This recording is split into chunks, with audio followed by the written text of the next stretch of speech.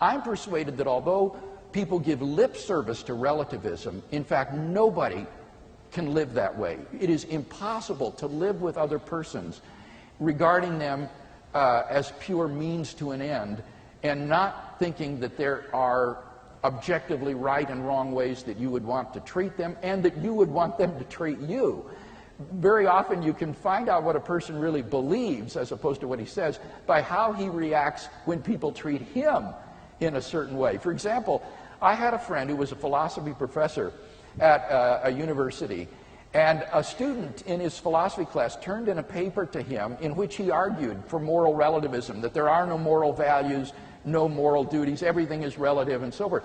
And my friend put an F on the paper and sent it back to the student, even though it was a good piece of work. And the student came into his office angry and said, "How can you give me this F? This was a good piece of research. How can you do that?" And the professor looked at it and he said, it was handed in a blue folder. And I don't like blue folders. The grade is an F. And the student said, "But that's not fair. You can't do that." And the professor said, "It's not what? Isn't this the paper that argued that there is no such thing as fairness and moral rightness and wrongness?" And all of a sudden the student got the point. And at that point the professor changed the grade to an A and turned it back into the student. I think the student learned more through that experience than he did through writing the paper.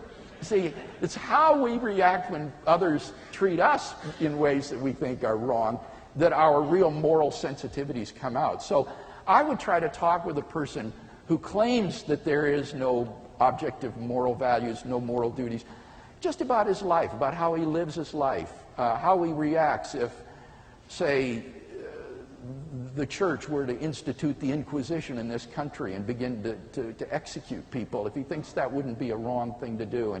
And I find that with 98% of people who are sincere and not just wanting to argue, 98% of people can be very quickly brought to the point that they do see that there are really objective moral values and duties.